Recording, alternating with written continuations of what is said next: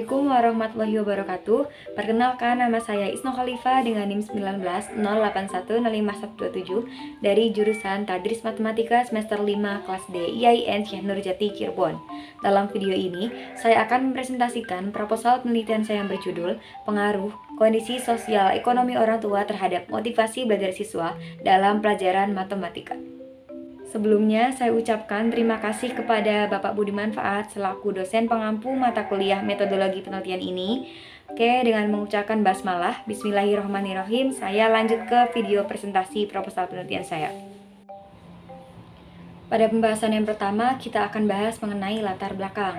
Nah, latar belakang ini adalah yang mendasari atau yang melatar belakangi mengapa saya mengambil judul ini dalam proposal penelitian saya. Pendidikan merupakan hal terpenting dalam kehidupan. Mengingat hal tersebut, beberapa komponen seperti tenaga pendidik, siswa, tujuan pendidikan, kurikulum, dan lingkungan, terutama lingkungan keluarga ini, berperan penting dalam proses terlaksananya pendidikan yang baik. Seperti yang kita ketahui juga bahwasanya kewajiban utama seorang siswa adalah belajar. Tetapi dalam faktanya, banyak anak di luar sana yang tidak bisa melaksanakan kewajiban utama tersebut karena berbagai faktor. Salah satunya adalah faktor kondisi sosial ekonomi orang tua. Banyak anak juga yang terpaksa meninggalkan bangku sekolah demi mencari uang guna untuk bertahan hidup. Badan Pusat Statistik BPS pada tahun 2020 menyatakan bahwa terdapat 6,98% siswa berusia 10 hingga 24 tahun yang sekolah sambil bekerja. Data UNICEF pada tahun 2015 juga menyatakan bahwa kondisi ekonomi orang tua ini memiliki dampak paling signifikan terhadap kehadiran siswa sekolah dasar dan menengah pertama. 20% siswa dari keluarga ekonomi terbawah beresiko 5 kali lebih besar untuk tidak masuk sekolah.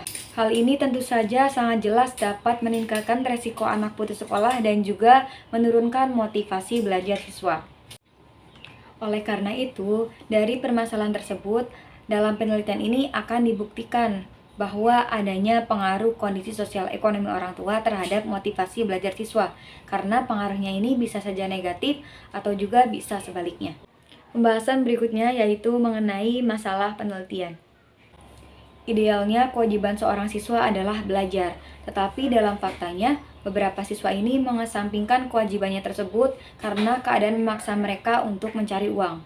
Kondisi ekonomi orang tua dan juga orang tua yang tidak tahu keberadaannya mengakibatkan merekalah yang harus banting tulang untuk mencari nafkah. Sehingga hal ini membuat mereka tertinggal jauh dari teman-temannya. Oleh karena itu, perlu diteliti lebih lanjut bagaimana pengaruh kondisi sosial ekonomi orang tua ini terhadap motivasi belajar siswa.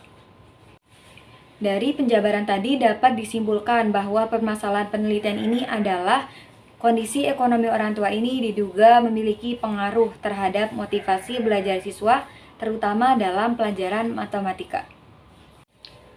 Pertanyaan penelitiannya ini berupa bagaimana pengaruh kondisi sosial ekonomi orang tua terhadap motivasi belajar siswa. Apakah pengaruhnya negatif atau juga pengaruhnya positif? Berikutnya adalah mengenai tinjauan teori. Yang pertama adalah sosial ekonomi. Menurut W.S. Winkel, menyatakan bahwa pengertian status sosial ekonomi mempunyai makna suatu keadaan yang menunjukkan bahwa kemampuan finansial keluarga dan perlengkapan material yang dimiliki di mana keadaan ini bertaraf baik, cukup, dan kurang. Lalu Hasibuan ini mengemukakan bahwa motivasi adalah perangsang keinginan dan daya penggerak kemauan bekerja seseorang karena setiap motif mempunyai tujuan tertentu yang ingin dicapai. Beberapa ahli mengemukakan bahwa ada 4 teori motivasi yang terkenal. Yang pertama yaitu teori dorongan, yang kedua teori pengkondisian, yang ketiga teori konsistensi kognitif, dan yang keempat yaitu teori humanistik. Berikutnya yaitu mengenai tinjauan konseptual. Yang pertama adalah pengertian kondisi sosial ekonomi. Kondisi sosial ekonomi adalah suatu kedudukan yang diatur secara sosial dan menempatkan seseorang pada posisi tertentu dalam masyarakat. Pemberian posisi itu disertai pula dengan seperangkat hak dan kewajiban yang harus dimainkan oleh si pembawa status.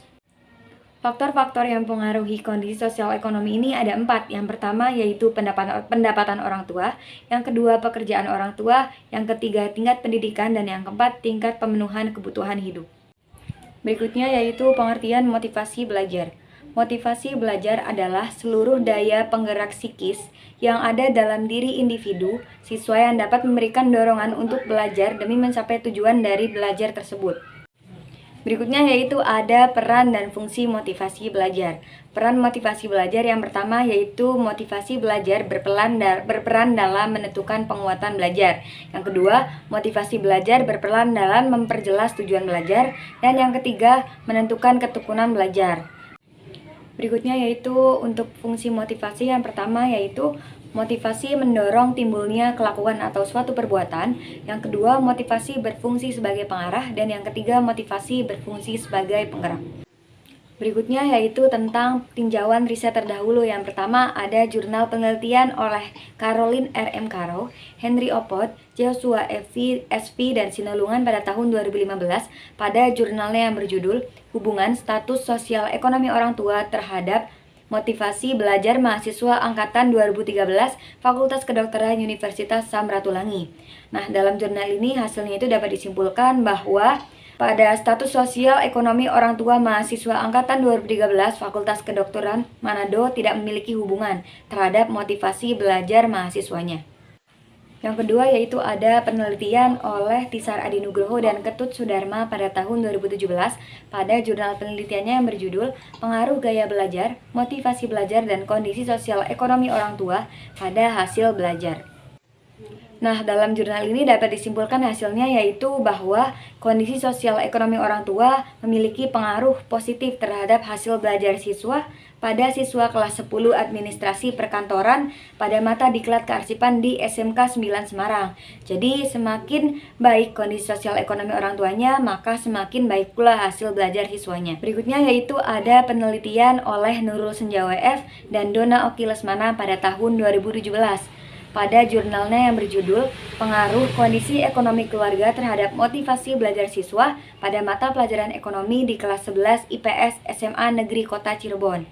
Nah, pada jurnal ini itu hasilnya dapat disimpulkan bahwa kondisi ekonomi keluarga ini mempengaruhi motivasi belajar siswa sebesar 49,2%, sedangkan sisanya dipengaruhi oleh variabel lain sebesar 50,8%. Yang terakhir ada jurnal dari penelitian oleh I. Ketut Sudarsana pada tahun 2018 pada jurnalnya yang berjudul Implikasi Kondisi Ekonomi Keluarga Terhadap Motivasi dan Hasil Belajar Siswa. Nah, dalam penelitian ini dapat disimpulkan bahwa salah satu faktor yang dapat mengurangi motivasi belajar siswa itu karena kurangnya sarana pendidikan. Nah, hal ini juga dapat berkaitan dengan mengenai ekonomi keluarganya dan juga penghasilan orang tuanya. Pembahasan yang ketiga yaitu mengenai desain dan metode penelitian. Nah, jenis penelitian yang saya ambil adalah penelitian eksperimental. Menurut Sugiono, penelitian dengan pendekatan eksperimental ialah penelitian yang berusaha mencari pengaruh antara variabel terhadap variabel lain dalam kondisi yang terkontrol secara ketat. Penelitian ini juga menggunakan pendekatan kuantitatif karena hasil pengamatan atau observasi akan dikonversikan ke dalam angka-angka yang akan dianalisis menggunakan data statistik. Berikutnya untuk subjek penelitiannya sendiri adalah siswa-siswi kelas 8 SMP Islam 5 Al-Azhar Kota Cirebon dan juga anak-anak di titik binaan Duku Semar, Kelurahan Harjamukti, Kota Cirebon. Objek penelitiannya tentu saja adalah kondisi sosial ekonomi orang tua dan motivasi belajarnya dalam pelajaran matematika. Teknik pengambilan sampelnya ini menggunakan metode cluster random sampling, yaitu pengambilan sampel secara acak berdasarkan area atau wilayah. Jadi dengan teknik pengambilan sampel ini akan diperoleh dua sampel, yaitu yang pertama siswa-siswi kelas 8 SMP 5 Al-Azhar Kota Cirebon, dan yang kedua adalah anak-anak titik binaan di Duku Semar dengan rentang kelas 5 SD sampai dengan SMA. Teknik pengumpulan datanya ini yang pertama menggunakan wawancara, yang kedua menggunakan tes. Nah, untuk wawancara sendiri saya akan mewawancara dua target, yaitu pertama guru, yang kedua siswa. Pada wawancara guru ini saya akan menanyakan mengenai yang pertama itu kesulitan siswa dalam pelajaran matematika. Mereka itu memiliki kesulitan dalam kurikulum apa. Yang kedua juga saya akan menanyakan mengenai background atau mengenai latar belakang siswa tersebut.